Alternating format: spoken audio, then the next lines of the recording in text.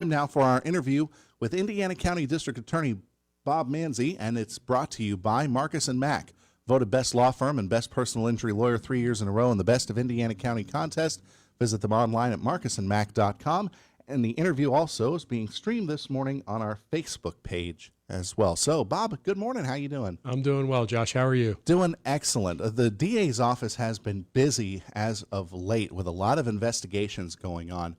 And I think first we'll touch on this one. There was an investigation that got underway that involved somebody using power of attorney in order to bilk some money out of a senior citizen.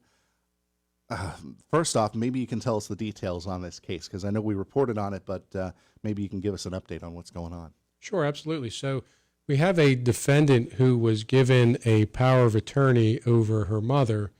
And what a power of attorney does is it's a legal document in which the power of attorney agrees that they are going to work for the benefit of the principal. So in this case, Kathy Twig, who's the defendant, took on this power of attorney and agreed to serve for the benefit of her mother and the principal.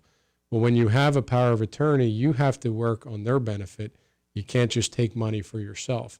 So Kathy Twig had an obligation to use her mother's funds to pay for her nursing care and her medical care, etc.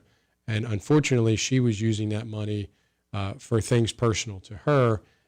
What happened is it resulted in her mother being evicted from the nursing home because she wasn't paying bills and had about a $20,000 debt there. And they continued to work with her, and it just didn't work out. So unfortunately, Mary had to be moved to a different home. So we did an investigation through our detectives bureau, looked at a bunch of bank records, did a bunch of interviews, and really were able to find out that Kathy was using that money for her own benefit and not the benefit of the person she was supposed to. So, we've charged her with that. We have a preliminary hearing coming up next week, and we'll be prosecuting that case pretty aggressively. In cases like that, is there ever a chance that the victim will ever see that money again? Yes and no. I said chances are, once the money's gone in a theft case, it is rare that we get a lot of the money back. It does see some of the money back, but we will work on the criminal side to do what we can under criminal law. Depending on who the victim is and what they choose to do on the civil side, we work to try to support them in their endeavors to use the civil court to get those funds paid back as well. Okay, so that's more of the civil side of things rather than the criminal side. Okay. Obviously, there are some things that people should keep in mind. I mean, the power of attorney is frequently used and to many times to great success. But what are some things that people can do to kind of make sure that they're not being defrauded in this case? Well, I think the first part is choosing a power of attorney who you know is going to work on your benefit and your benefit alone. Speaking to an attorney that you're going to get that power of attorney from and having those conversations. What I find all too often is people will get a power of attorney, they'll print one off the internet. It's not a great document. It doesn't offer them a lot of the same protections. They don't want to go to an attorney and incur those fees to do it through that avenue. What I have found, especially with our local bar, is a power of attorney document is not all that expensive. And being able to have your power of attorney sit down with that attorney to say, this is what you need to do to protect yourself and to protect your principal. You want to keep an accounting of every single dime you spend. Like you said, vast majority of people at Success, they do it the right way. We never hear any problems. So being able to sit down with that local attorney and have them go through what their obligations are, it really clears up for a lot of folks what they can and can't do. It really sounds simple. It is very simple. It's a lot simpler than people think. Right. Okay. So other cases that have come through, we've been seeing cases of online solicitation. You had mentioned one where a preliminary hearing's coming up pretty soon about a gentleman who was trying to talk and lure a girl into a sexual relationship. Turned out that person was an undercover officer. We've also heard of a case where kind of a video game platform, Roblox, has played a role in communicating with a minor and trying to set up something along those lines. That person was captured out of state and is being tried, I believe, in Texas. Correct. So maybe updates on those incidents as well. Sure. So the case that's being tried in Texas, we had an individual make a report to the Blairsville Borough Police Department that their child was being solicited online by an adult in Roblox and Instagram and applications that a lot of our younger children are using across the county and across the country. Fortunately, they responded to the police, and we had an officer in Blairsville that did a phenomenal job. He worked with our county detectives, got a number of search warrants. We were able to identify who that individual was, work with our counterparts in federal prosecution in Texas, and he's going to be tried there in Texas. That sounds like that's great teamwork right there. I mean, even across state lines, it just shows that people are committed to this, to making sure that kids aren't harmed no matter what. Oh, absolutely. That's the goal. These people that are trying to get the kids online and do those things, they deserve to be in state prison for the rest of their life for a very long time. And it's us working in law enforcement to do it the proper way.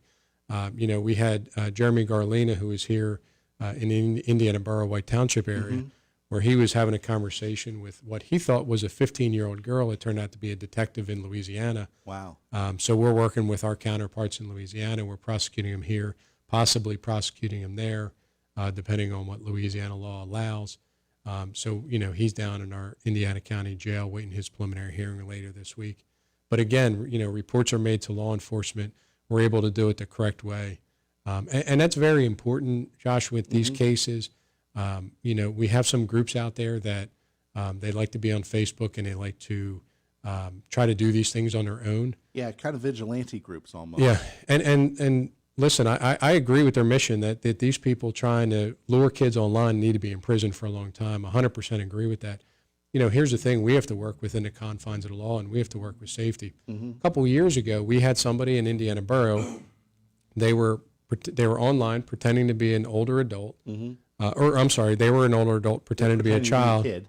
And they lured somebody here from Connellsville into Indiana Borough who thought they were coming here to talk to a 13-year-old girl. But because they didn't go through a lot of the safety measures that law enforcement does, what happened is we almost had a Pennsylvania State Trooper killed, and we had that individual flying through Indiana Borough at speeds of over 100 miles an hour in a chase. Wow. That certainly puts the police at risk, that puts our community at risk. When we do these operations, that we arrest folks who are doing these things and we do these meetups, they're done in an incredibly safe manner so that nobody gets hurt. Right. And we've tried to work with the groups. We've told them, hey, if you have somebody you believe is talking to what they believe to be a minor, get a hold of the state police, get a hold of my office. We'll take over the investigation from there. We'll do the meetup. We'll have them arrested. We'll work for them to be in state prison.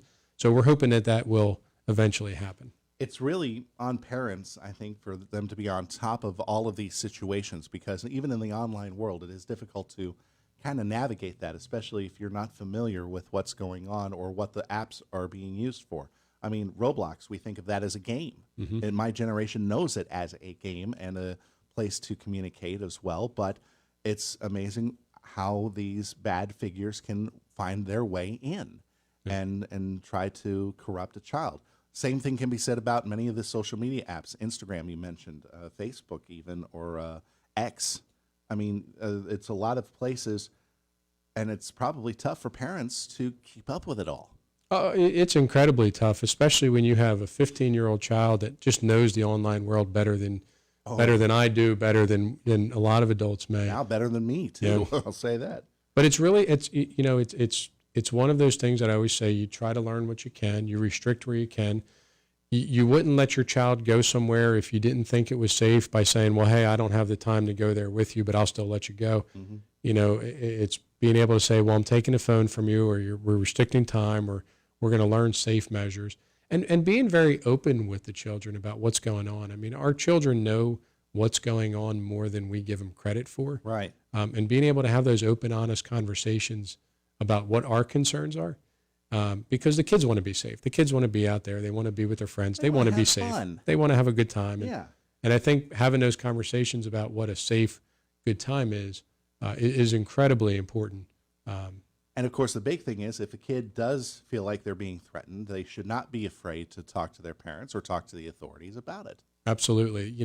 Being able to go to your parents, your teachers, that trusted adult, and say, "Oh my gosh, here's what's going on.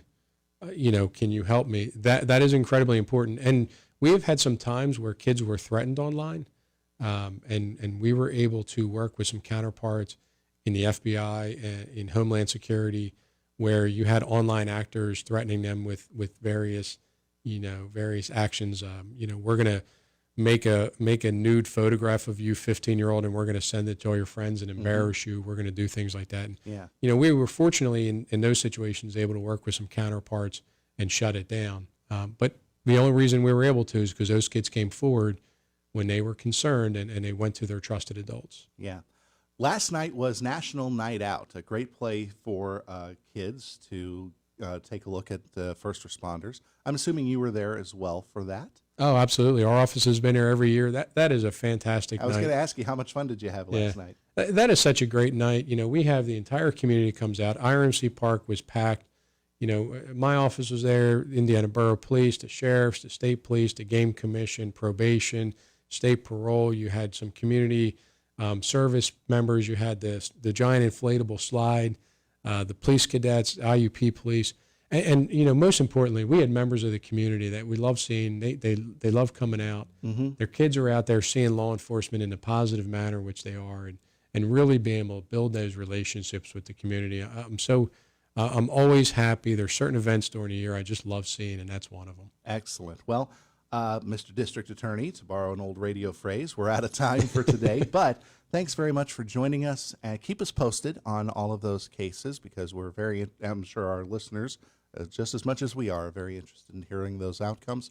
And thanks for all the good information this morning here on Indiana in the Morning, and we wish you all the best. Thanks again. Will do. Thank you, Josh. Thanks. Indiana County District Attorney Robert Manzi joining us this morning on Indiana in the Morning. Our interview presented by Marcus & Mack, voted Best Law Firm, Best Personal Injury Lawyer 3 years in a row in the Best of Indiana County contest. Visit them online at marcusandmack.com. Getting close to 8:25, that means another report from Boomer Esiason with the Infinity Sports Minute, and then we'll have Matt Lewis